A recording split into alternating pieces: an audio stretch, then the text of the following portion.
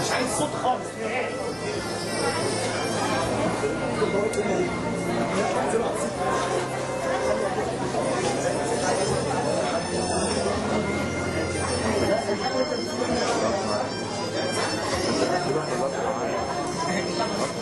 عارف الصوت بيطلع هنا هنا لما انزل تحت بعدين الناس كل واحد يقعد.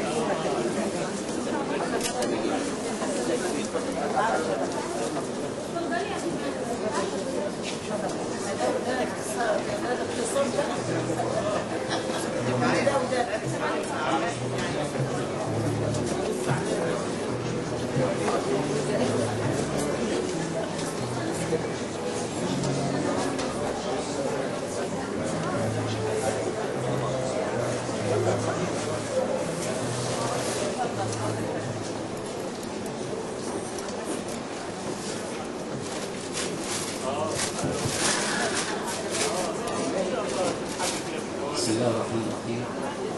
السيد الأستاذ الدكتور عبد الرحيم شحاتة محافظ القاهرة رئيس مجلس إدارة فرع القاهرة، السيد الأستاذ الدكتور علي صادق نائب رئيس مجلس الإدارة، السادة الحضور، نرحب بكم.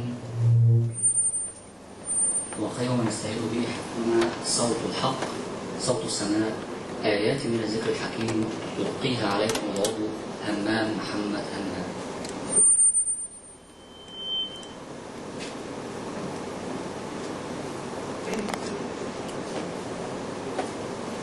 بسم الله الرحمن الرحيم.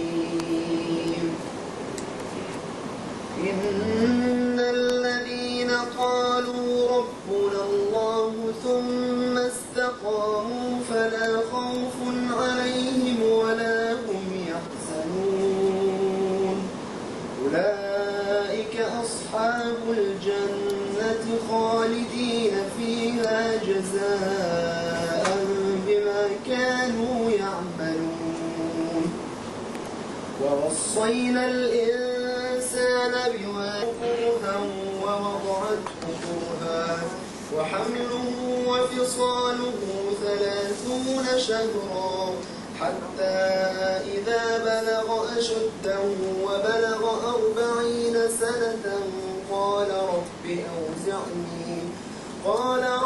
أوزعني أن أشكر نعمتك التي أنعمت علي وعلى والدي.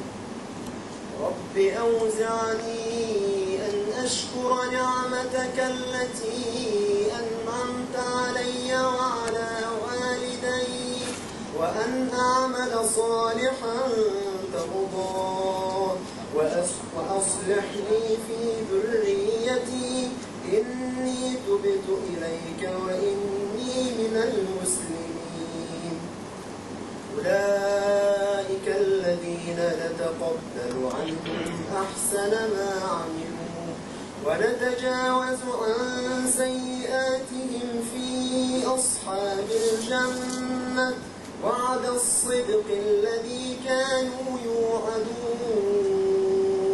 والذي قال لوالديه أف لكما أتعدانني أن أخرج وقد خلت القرون من قبلي وهما يستغيثان الله ويلك آمن إن وعد الله حق فيقول ما هذا إلا أساطير الأولين. أولئك الذين حق عليهم القول في قد خلت من قبلهم من الجن والإنس إنهم كانوا خاسرين.